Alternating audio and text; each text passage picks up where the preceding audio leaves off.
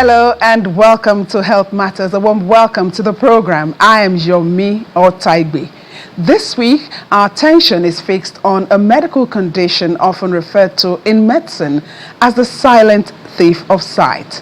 Unlike many health conditions that announce themselves with sudden or dramatic symptoms, glaucoma creeps in at the edges of an individual's vision until the damage is irreversible. We'll be sharing with you how proactive eye screening and quick medical intervention could turn the tide against vision loss owing to glaucoma. Do keep it locked on Channels Television.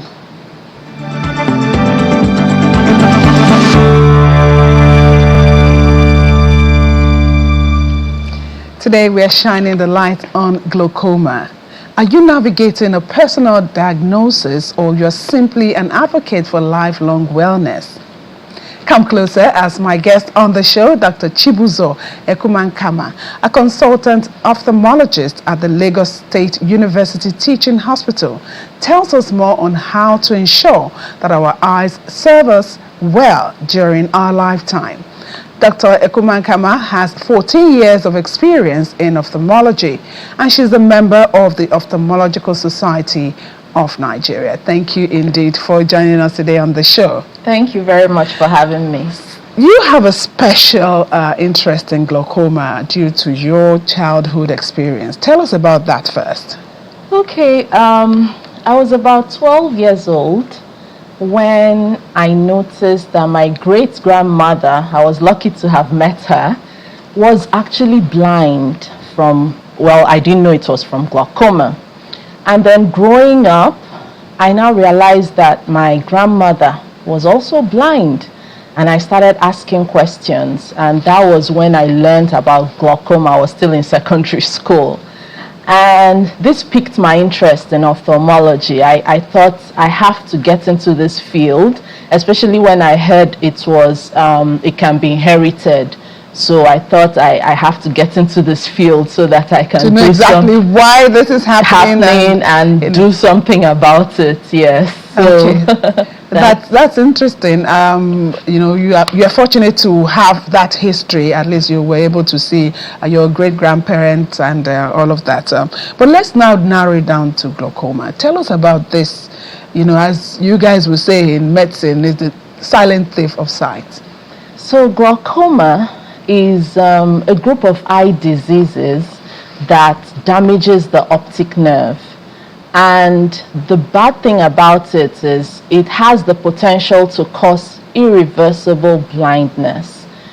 It's actually the commonest cause of irreversible blindness. If it's not caught on time, there's nothing we can do. Once it causes the blindness, it's too late. And the reason it's called the silent thief of sight is when the person has it, they don't even know they have it, because it doesn't give any signs or symptoms while it's slowly damaging the optic nerve. So that's all about glaucoma. The major risk factor is a rise in the intraocular pressure, which is the pressure inside the eye. So the pressure is usually high, and then that high pressure slowly damages the nerve. And you know, with the nerve, most nerves, you know, there's irreversible damage, and then it causes blindness. We'll still go deeper into that, but let me read some of these statistics from the World Health Organization talking about, you know, the main causes of vision loss or blindness. We have cataracts, and you're going to tell us the difference between cataract and glaucoma. All right. Glaucoma has 7.7 million people globally having glaucoma, so that is huge. Yeah. Let's talk about Nigeria. I know to get statistics can be a bit challenging sometimes, but in practice, what do you see? Now in Nigeria, glaucoma actually accounts for about 16.7% of the blindness in Nigeria. And for glaucoma itself, the prevalence is about 5%. This means that 1 in 20 people that you see out there have glaucoma. And then amongst the people that have glaucoma, a whopping 90% of them don't even know that they have it. And that's why it's called the silent thief of sight. So that's about the basic statistics we have. So we need to create more awareness about regular eye checks so that people can even know that they have it, so that they can do something about it. Because it's only when you check that you find out anything, whether you're fine or whether you need to do something. Yeah. You said there are no signs when it's happening, but when it has progressed, tell us about those signs Subtle and signs. symptoms that could come up. Okay. So usually there's no pain, no redness, no symptoms whatsoever, except there's an acute presentation where the person is in acute pain. But the slowly progressive one, there's usually no symptoms. Now, what happens is glaucoma is a disease that our field loss, goes first. The vision by the side. By the side. Yes. So as long as the person is looking straight ahead, they can see clearly. So by the time they are noticing, oh, I can't really see my sides very well, they can start bumping into objects. Maybe they are driving and someone cuts and they're like, where did this person come from? Yes, they don't see their sides, but they don't realize it. They can also have poor vision at night, and then sometimes maybe pain, but usually it's the field loss. And by the time they now realize, oh, I can't really see my sides, then a lot of damage has already been done. And at that point, is there still something that can be Well, done? if they present at that point, then we can do something to at least preserve that central vision that they still have. So all our management and treatment is geared towards preserving what they still have. How long does it take for it to go into complete blindness? Well, it varies. So in most people, many years, it's a slow thing. That's the one of the positive sides. It's very slow. But if it's, in Africans, we have more aggressive glaucoma. So I've seen it's a race thing, So I've seen young people of about 30 years and they're already blind in one eye, So that's just, the So thing it can that take one eye first, Yes. then maybe the second later. Yes, it can take one eye first, then the second later. And most times it's when it has taken one eye that they now realize and they come to the hospital, Now, what's the difference between cataract and glaucoma? Okay, so it's very easy to differentiate. Cataract is opacification of the lens. So the lens in the eye is just behind the iris, which is the brown or black or blue structure. When people have different eye colors, the iris, the lens is behind it. So when it opacifies, it turns white. And someone looking at them can see, what's that white thing in your eye? So that's cataract. But glaucoma is the nerve which is right behind the eye. It's not visible when you're looking at the person. So that's what keeps being damaged slowly and now causes the blindness. So they are two totally different things. The cataract is due to aging. The commonest cause is as we grow old, we have cataracts, but glaucoma can happen at any age. Okay, Well, we'll find another day to talk about cataract, but today is for glaucoma. Yeah. So the symptoms, you say, it's when you start having symptoms, then things have really gone bad. And when we talk about prevention, not many studies will tell you, oh, there's a way to prevent glaucoma, but that leads us to the different types of glaucoma that there are. So there are different types of glaucoma, starting from babies even. We can have congenital glaucoma, but it's rare. The commonest one is primary open-angle glaucoma, which happens in adulthood most times. It can also happen in children. And then there's the angle closure glaucoma. That is the one that comes in acute pain and redness. So that one, because the angle, sorry, I've not talked about the angle.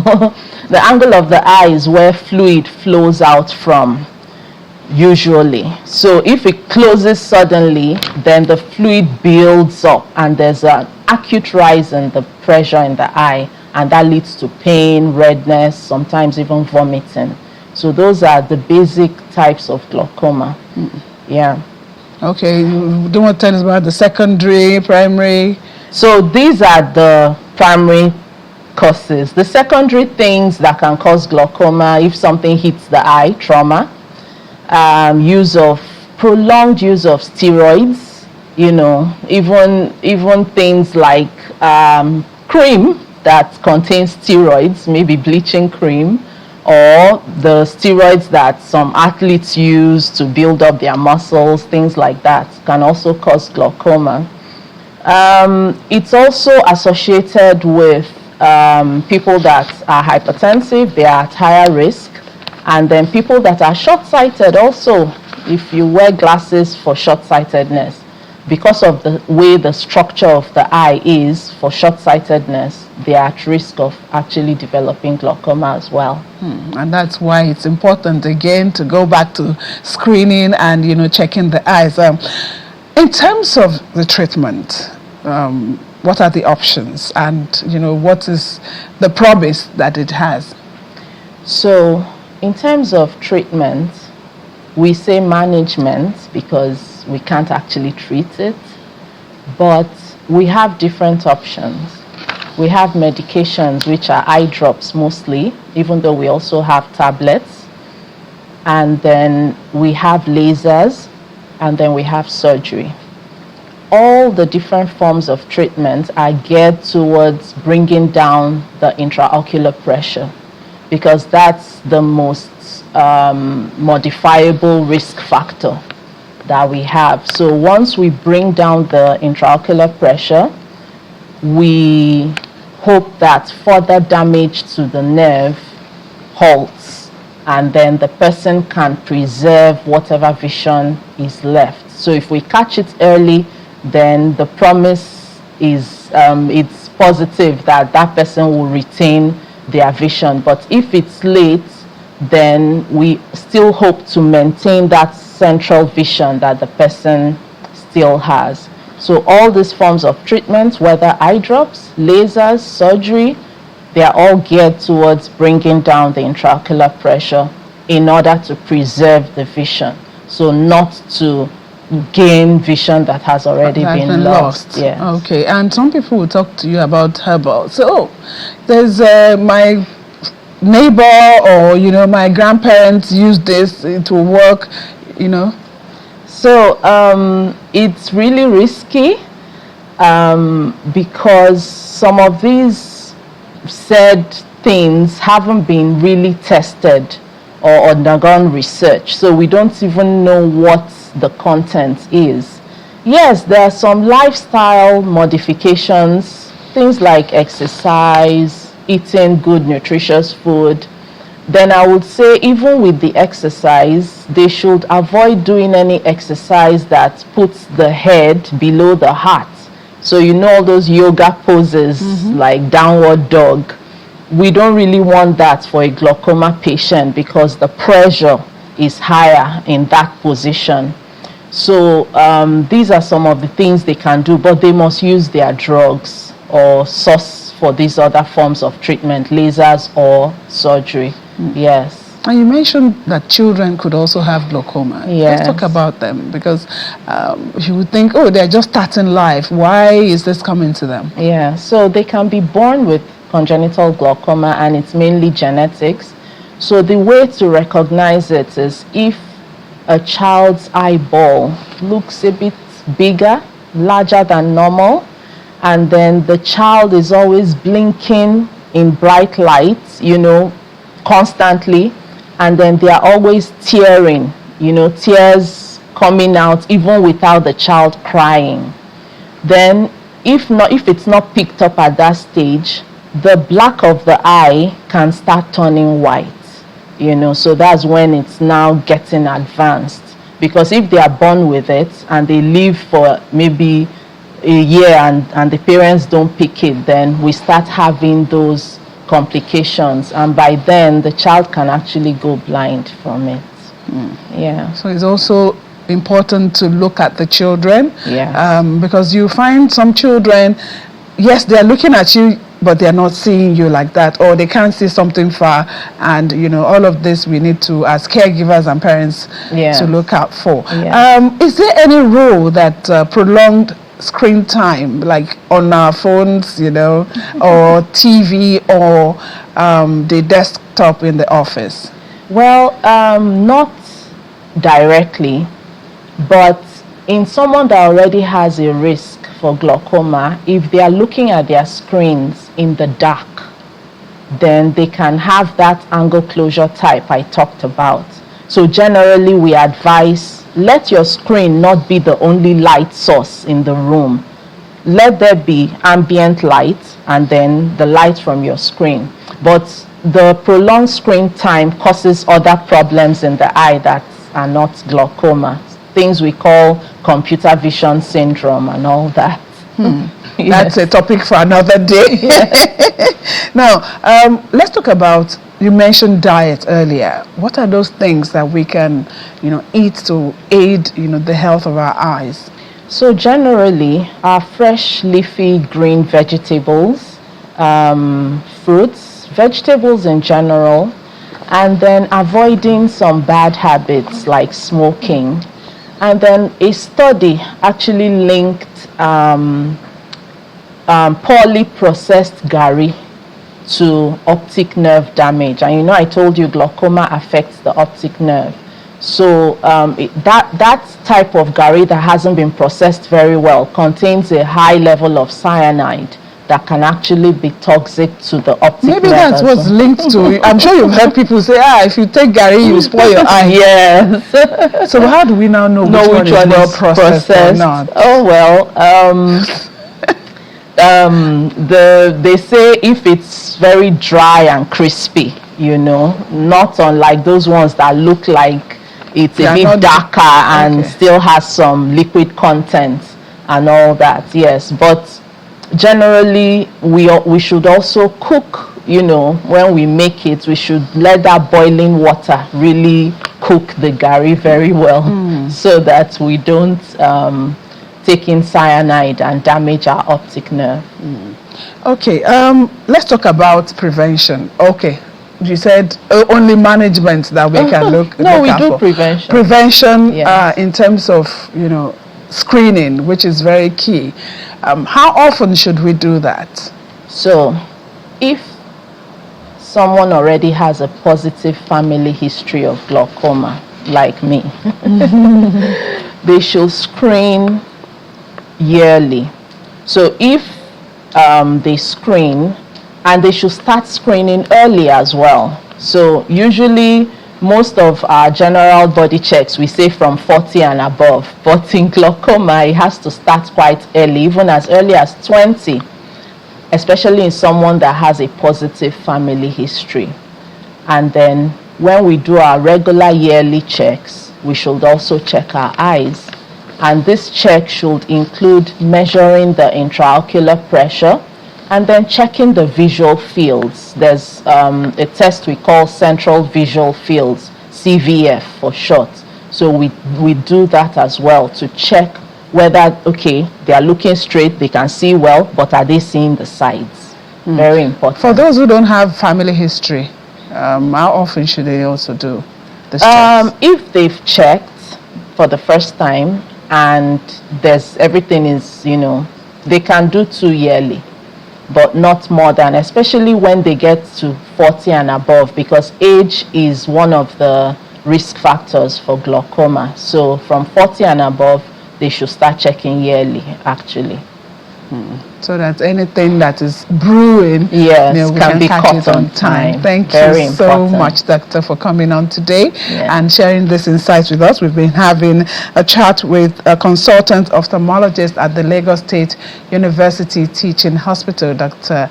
Chibuzo Ekumankama. Thank you indeed for your time. Thank you very much for having me. Thank you. So we still have a little more time to tell you what's happening on the news segment.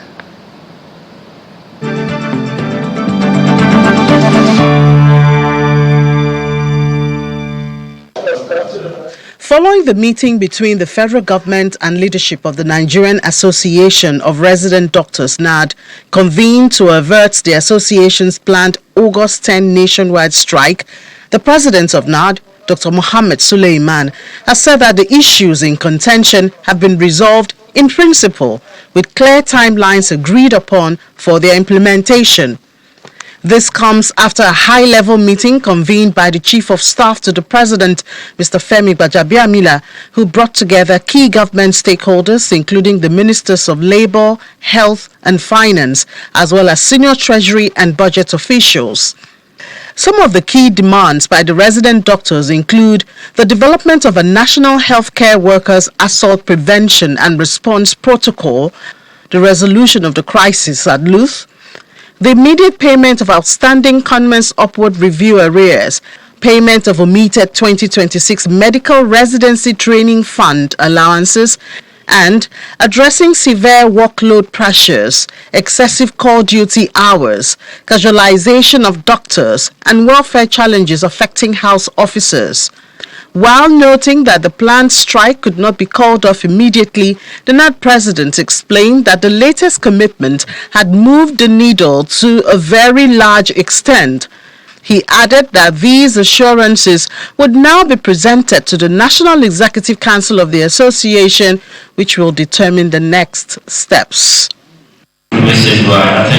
As the 2026 World Breastfeeding Week activities come to a close, more state governments in Nigeria have expressed their commitment to strengthen health systems to provide quality breastfeeding support for mothers and newborns.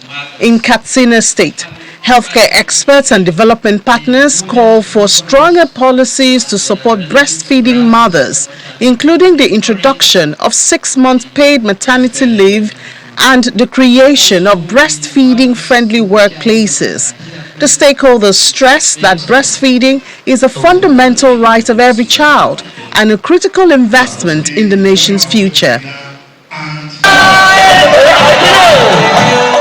Akwa Ibom State also joined the global observance of World Breastfeeding Week with a roadwork in Uyo, the capital, launching the 2026 Ibom Open Maternity Program that's aimed at promoting exclusive breastfeeding, improving maternal and child health, and taking free healthcare advocacy to communities across the state. The awareness campaign brought together healthcare professionals, government officials, civil society groups, and breastfeeding advocates who marched through major streets in Uyo with messages to encourage mothers to exclusively breastfeed their babies for the first 6 months and continue breastfeeding for up to 2 years.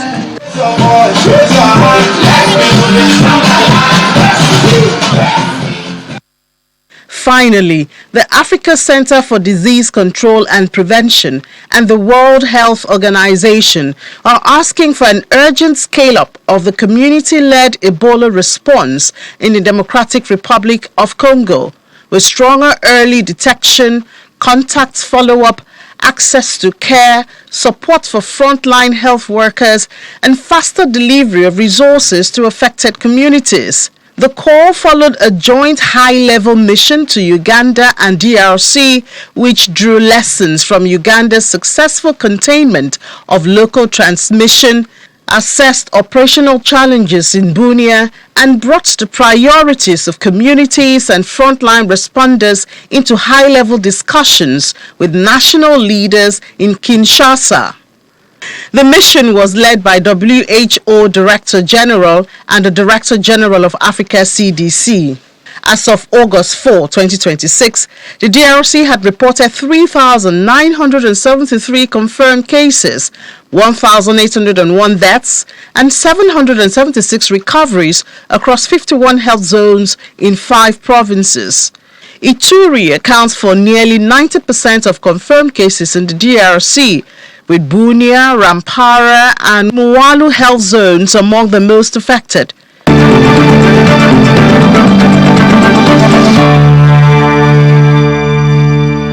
And that's Health Matters for this week. Don't forget to plan a visit to the health facility nearest to you to find out how you can go about screening your eyes. Thank you so much for watching. I am Yomi Otaigbe. I'll see you again next time.